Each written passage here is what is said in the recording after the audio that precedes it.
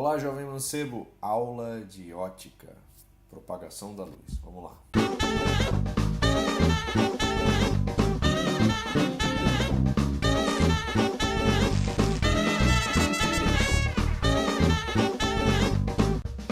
E na aula de hoje, propagação da luz. Então, primeiramente, eu vou mostrar para vocês como a gente sabe que a luz viaja em linha reta.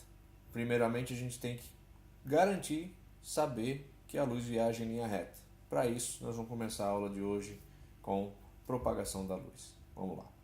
Então, propagação da luz. A gente sabe que a luz viaja em linha reta porque a gente, desde a antiguidade, observa um fenômeno chamado eclipse.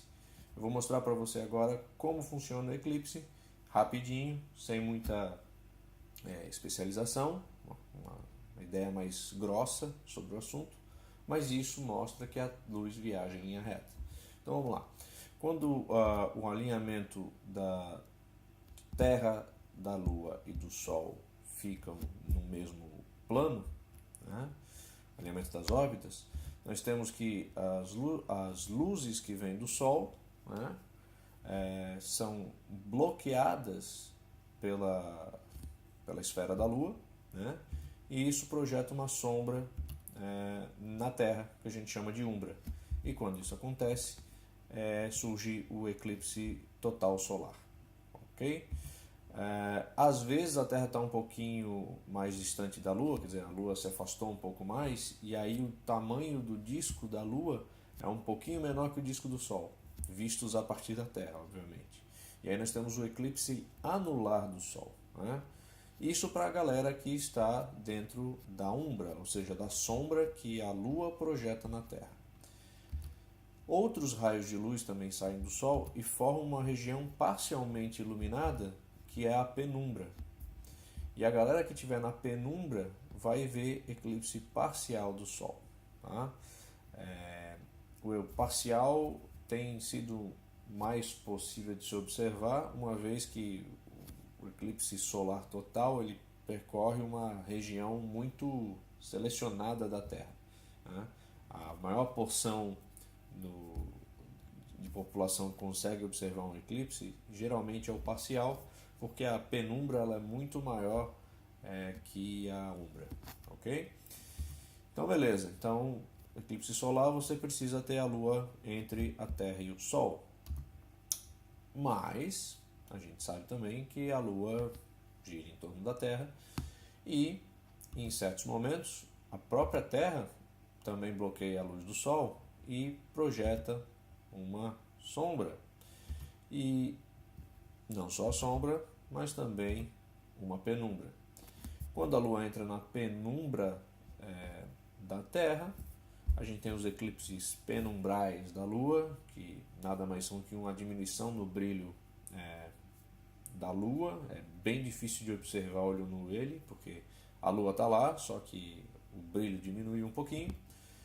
E quando a Lua entra na sombra da Terra, aí começa o eclipse parcial lunar, né? Às vezes a Lua pode passar só de raspão pela sombra, ou às vezes ela pode entrar, mas quando ela começa a entrar na sombra, a gente consegue perceber a curvatura da Terra projetada na Lua, né?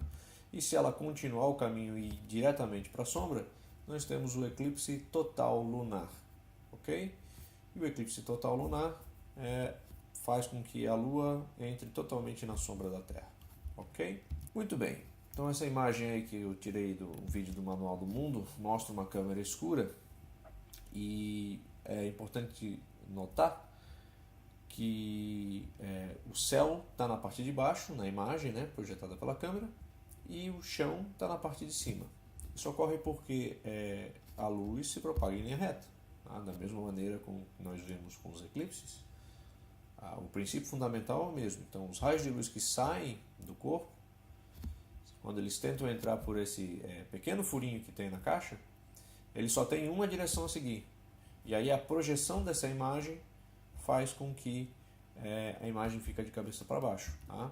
Se eu conheço o tamanho do objeto, eu posso, com uma régua, medir o tamanho da imagem, e isso vai ser uma relação de triângulos. Então, eu posso relacionar a distância que o objeto está da caixa com o tamanho da caixa. Tá? E com isso eu consigo usar a câmera escura como se fosse uma régua.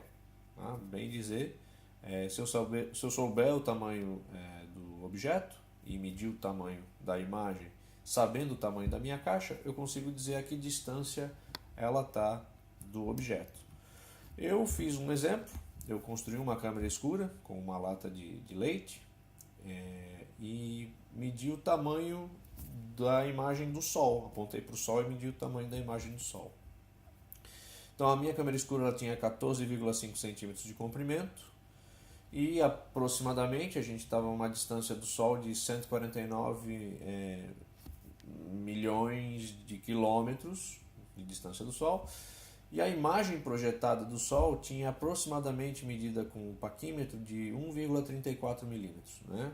Qual o tamanho do diâmetro do Sol? Bom, é a mesma ideia. Né? O Sol está ali, aquela imagem ali naquele pontinho é o Sol projetado. Eu sabia o tamanho da minha lata, eu sabia aproximadamente a distância do Sol, pegando numa tabela de um livro de física, e eu tinha o tamanho da minha imagem. Perfeito? Então, qual é o tamanho do Sol? Veja que eu vou medir o tamanho do Sol utilizando apenas uma lata e um furo. É incrível, né? Muito bem, eu vou transformar as unidades, né? Precisam todas estar no mesmo valor, então saem de centímetros para metros. Então, convertendo os valores, agora eu posso aplicar nessa equação.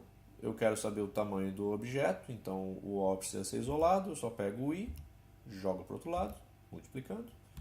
Substituo os valores, faço a álgebra, né, as continhas capciosas, com tantos números, 10 elevado a tanto.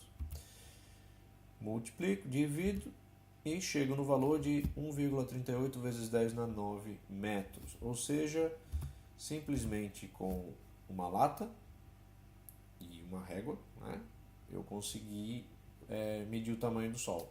Tá? E o valor que bateu foi o mesmo valor que tinha na tabela que falava sobre o Sol do livro de física. Então você vê a importância, né, a utilidade prática de saber que a luz viaja em linha reta. Tá? Então, definido isso, no próximo vídeo a gente vai discutir a reflexão da luz viajando em linha reta. Valeu e até a próxima.